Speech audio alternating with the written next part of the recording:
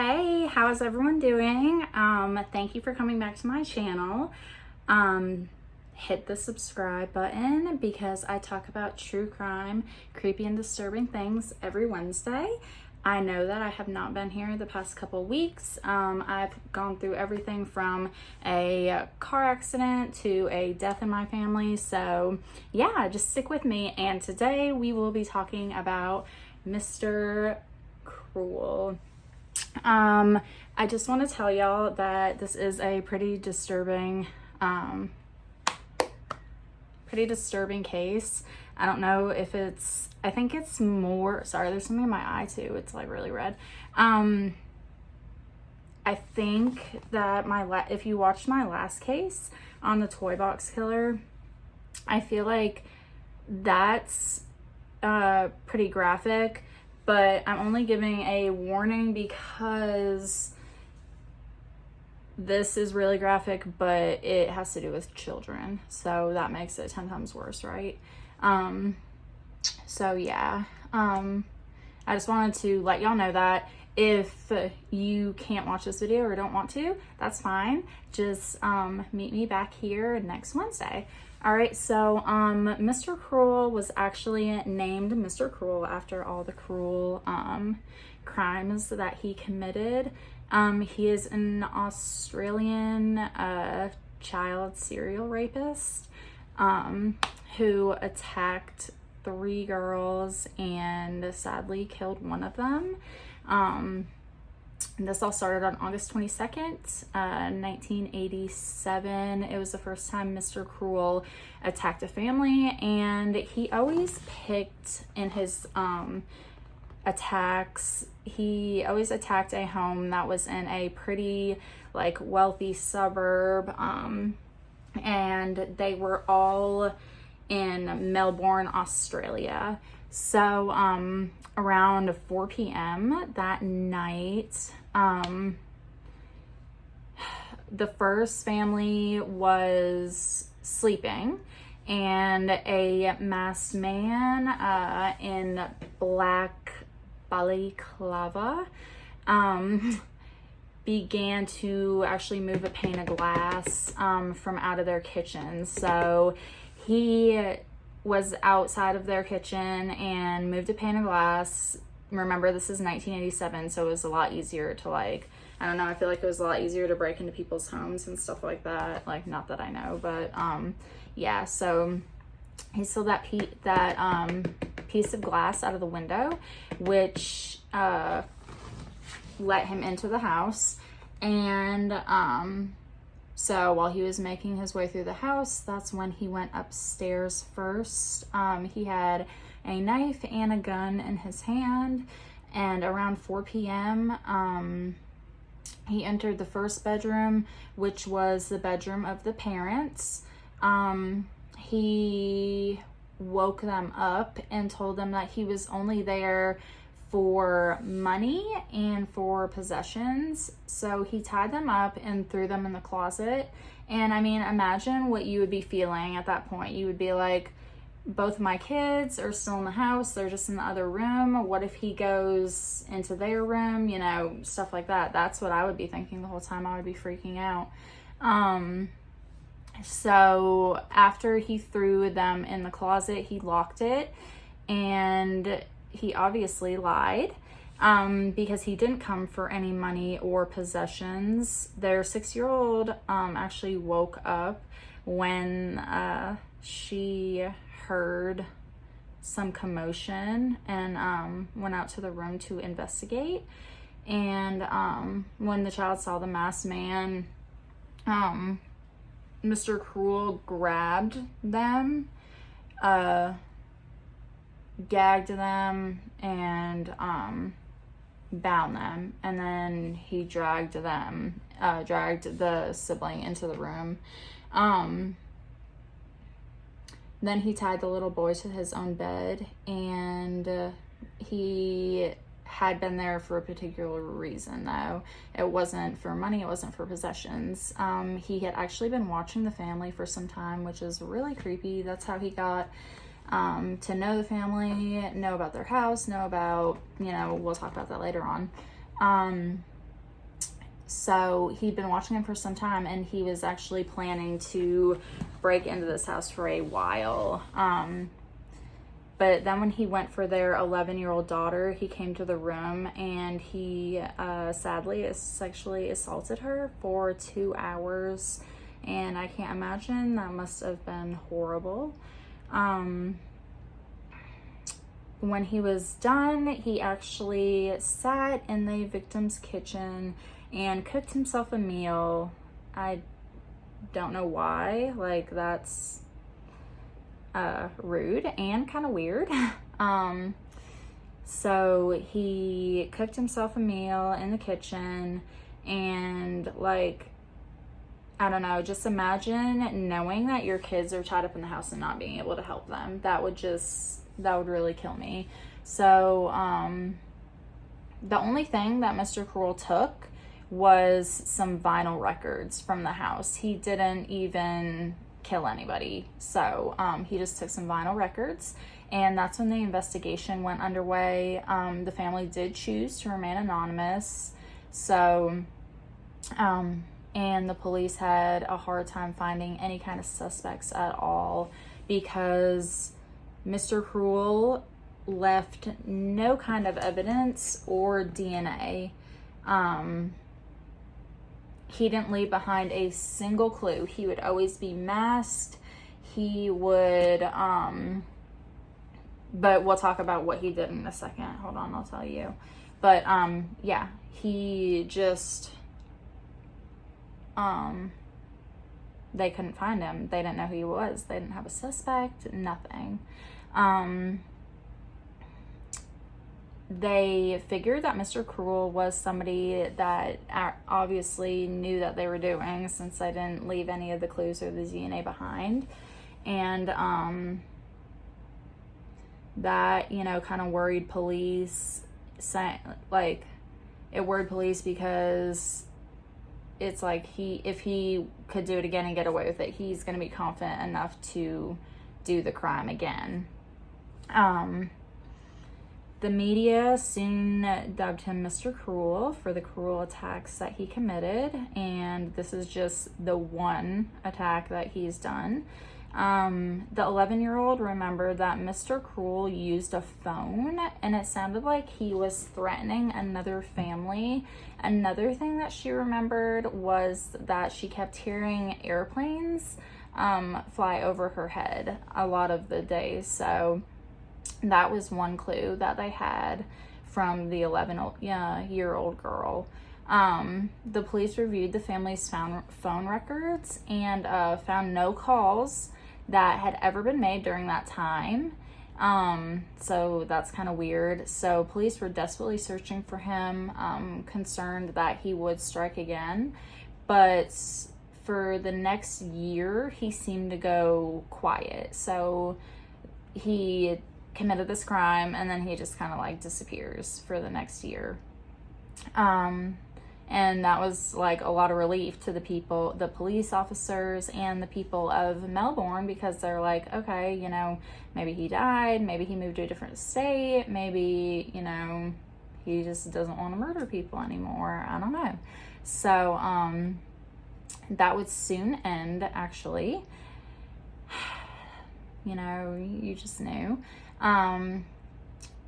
Because Mr. Cruel already planned his next victim. So on December 27th, 1988, another family would soon fall, you know, victim to Mr. Cruel's, like, just horrible acts. He chose another quiet, suburban, you know, neighborhood, in Melbourne, and around 5:45, a man named John Willis was asleep in his house, and that's when he felt something cold, like something cold and metal up against his head. And, you know, and then that's when he heard a voice that told him to not be a hero. So, Mr. Cruel was wearing his mask like he always does, and managed to break into the family home. Obviously, that something cold that John felt was a gun. Mr. Kroll stuck with what worked last time, so he kind of followed the same, the same way that he tied up the people and all that last time. So, again, he told the family that he was only there for money, or for valuable items. So he cut all the phone lines in this house before he went in there. And he bound and gagged the parents and, told them again that he was just there for money and items, and that he was going to go walk around the house and check it out while they stood up there tied up. And when he was done doing that, he made his way to the bedroom where the children were sleeping, and inside was a 5-year-old little girl named Annette and 8-year-old twins named Robin and Linda, and a 10-year-old named Sharon. It was Sharon who had come forward and even knew by her name, because recently in the newspaper their house caught on fire. So it was like he was following them. He already knew who they were, and he picked them from that newspaper fire, from that article. That's how he picked who he was going to stalk, and he stalked that family for the next couple months. It would only take the parents 15 minutes to break away from the restraints, and when they did, they ran to their children's rooms only to find out that Mr. Kroll had actually taken their daughter Sharon. So at this point, they were completely freaking out. They spent 18 hours faced with a very possible, realization that they might never see their daughter again. And so on another note, a woman was walking by Baywater High School, and she noticed what seemed to be a person wrapped in green plastic, but so she went over to investigate, okay? So when she got over to the person, they were still alive and they were trying to get out of the plastic. Like, this is just it's just a crazy story. And the person in the plastic was Sharon. So she was still alive, thank God. She had also suffered the same horrible things that the other girls had, gone through. It was a very traumatizing, experience that she endured, sexual assault, and all of those things. Sharon was quickly reunited with her parents, but was also questioned by the police in hopes that she would have more information on Mr. Kroll. But she had a couple clues that sounded the same as the other girls. She actually said that Mr. Kroll came off as a really friendly man. He had a really soft, friendly voice. And she also said that she heard airplanes flying by the house too. So, Mr. Kroll also did another thing to these girls. So, he would give them, baths. He would feed them, but then he would give them baths every day. And before she was let go, both of the girls were let go, he gave both of them baths and clipped both of their fingernails and toenails. And I know you true crime fans know what that means. He was trying to get rid of any DNA that might have been under her fingernails where she maybe tried to scratch him or you know, something like that, because like the girl said, you know, he showered them and clipped their fingernails and toenails and scrubbed them in the shower and all that. So, you know, and that is when Mr. Cruel went quiet again. Nothing happened for almost 2 years this time, until July 3rd, 1993. So, he chose another Melbourne suburb. This time it was in Centerbury, a neighborhood that was home to many politicians and public and rich figures. So he targeted the Linus family, which included the parents' names were Brian and Rosemary, and their daughters, who were named Fiona and Nicola. Fiona was 15 and Nicola was 13. And Brian and Rosemary chose this community specifically because they were told that it was like one of the safest or the safest places to raise a family, to have your children go to school, is best schools, you know, things like that. But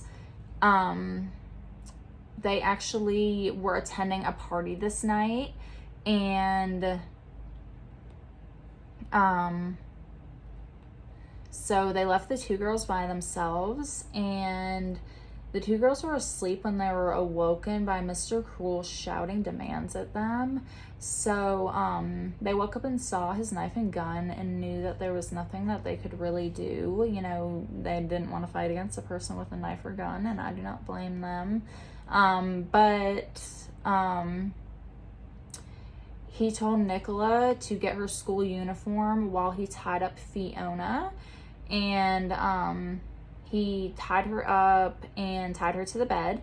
So he told them to remember a message and pass it on to her parents. He told her to tell them that he would need to be paid $25,000 for her to come back safe and okay. So their parents got home like 20 minutes later, and Brian and Rosemary came back from the party. When they got to the house, they saw that their car was missing because Mr. Cruel took the car, and the front door was wide open. So once they got upstairs, they found Fiona. She was tied to the bed, and then she told her father the message that Mr. Cruel had provided and that he wanted to receive money. The only thing is,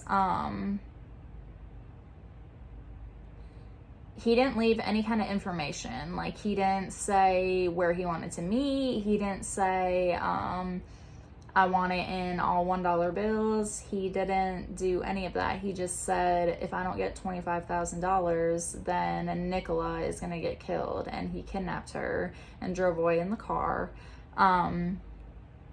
But they questioned Fiona too, and she also said that Mr. Cruel was really soft-spoken, was really gentle, had a soft voice and a really nice voice. And she also said that he showered her, scrubbed her, and clipped her fingernails and toenails too, obviously to get any kind of DNA out. But both of them said that he fed them, was really nice, and just took care of them while they were there. But you know, it still had to have been scary because she was still kidnapped for 80 hours. So everyone, I keep saying everyone, people also know that the first 48 to 72 hours are the most important time to try and find someone who is kidnapped. And she was kidnapped for 80 hours. So they thought that they would never see her again. But they did. He let her go, and she came back, like, just like that, just like the girl before. But then it actually got worse, because on April 13th, 1991, Mr. Cruel would strike again. So this was 4 years after the last time that Mr. Cruel had struck. And this time he actually picked out the Chan family. The parents were John and Phyllis Chan. They owned 3 restaurants and various like rental properties and things like that. So they had a lot of money, but they always worked a ton of hours. They usually worked about 18 hours each every day. So their oldest daughter, Carmen, was actually babysitting her 2 younger siblings, Karen and Carly, and they were home alone until about midnight. Around 9 p.m., Carmen brought her sisters into the kitchen to get something to eat, and they were actually met with Mr. Cruel standing there, kind of just like swinging back and forth with a knife in one hand and a gun in the other. And that's when he slung the 2 little girls. He kind of grabbed them by the hair, and threw them both into cabinets and put a couch in front of it so that they couldn't get out. There was no evidence of the crime scene, none at all. The police actually believe that Mr. Cruel was probably either a officer to this day or an ex-police officer, just because he knew so much about how to clean up DNA and evidence and how to get rid of everything, and just kind of all the rules and things that police know. The girls finally got out and noticed that their big sister Carmen had been taken, and Mr. Cruel actually spray painted on their car more to come, and he spray painted payback on the car. And like I said, again, there was no evidence. The Chans held a press conference after 72 hours, begging for their safe return of their daughter. But things really weren't looking good, because, like I said before, after 72 hours, it's a really good chance that the person has been killed. So, this had been after that, and the parents were kind of coming to facing that their daughter was probably dead. A year later, a man was walking his dog when he passed like a weird looking object. And when he looked down, he was horrified to see that it was a body. And the victim had actually been shot this time. But they would question the 2 sisters, Karen and Carly, and one of them actually said that they saw, when they were blindfolded, they saw a little bit of Mr. Cruel, but the only thing that they saw was that he had red, gingery-ish brown hair. That's the exact description that she gave the police. And there's also another theory besides the one that he's an ex-cop, is that Mr. Cruel is a teacher, because he, a school teacher, because the crimes were always committed during the summer when everybody had, time off, or he would have had time off to plan this, and everybody was on summer break and things like that. So, that's another theory. Mr. Cruel is giving police nightmares for like over 30 years because this case is still unsolved. To this day, we don't know if Mr. Cruel is still dead, alive, maybe in jail somewhere. We have no idea. Most likely he's dead. Everybody actually thought that Mr. Cruel and the Golden State Killer were the same people. But after questioning and things like that, they came to the conclusion that they were not the same people. So It was just a lot of similarities in their behavior, questions, things like that, and they actually ruled out that he wasn't the that he was not the Golden State Killer. But the hunt for Mr. Cruel, you know, will never be over.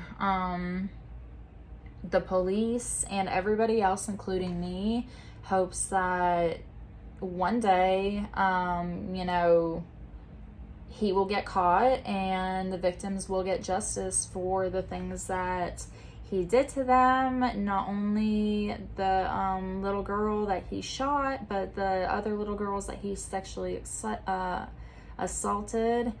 He definitely, if he's dead, then he is in hell. Let's just hope that one day he is either dead or found and we can get justice for these families. Let me know. I know that this was a little bit longer and I kind of rambled a little bit. I have a lot on my mind. Let me know how you like the video. And like I said, subscribe. I talk about true crime, creepy and disturbing things every Wednesday. I have a new video. I will be back next Wednesday, but thank you for supporting me and watching my videos, and I will see you guys next time. Bye.